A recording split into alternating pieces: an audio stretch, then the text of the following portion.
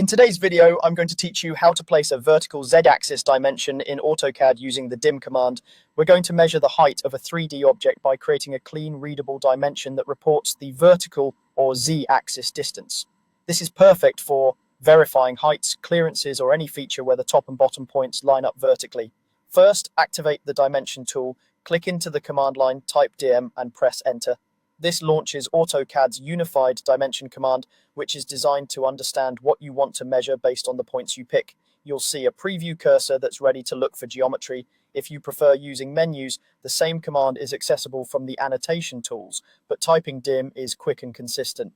Next, select your 2 points in 3D, click the start point at the bottom of the feature you want to measure, then click the end point at the top of that same feature. Aim for points that lie directly above one another along the Z-axis, like the endpoints of a vertical edge or the bottom and top faces of a column. If it helps you see clearly, rotate your view so those points are easy to pick and not occluded by other geometry. Object snaps can be very helpful here to lock onto exact endpoints or corners, ensuring precision. If the preview looks angled or not truly vertical, undo the pick and carefully reselect the points that are vertically aligned. Now place the dimension line.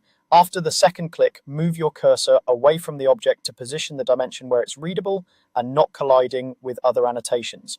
You'll notice AutoCAD displays the vertical distance between those 2 points, specifically the difference in Z. Choose a spot that gives the text enough breathing room and keeps the extension lines clear, and then click to place it. You can zoom in or out before clicking if you need a better view.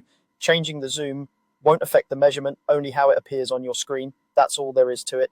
You typed DIM and pressed enter to start the command. You clicked 2 points along the Z-axis on your 3D object, and you positioned the dimension line to finish. With those simple actions, AutoCAD reports the exact vertical height you need. Use this same approach on any vertical feature in your model to quickly confirm heights and keep your documentation clean and accurate.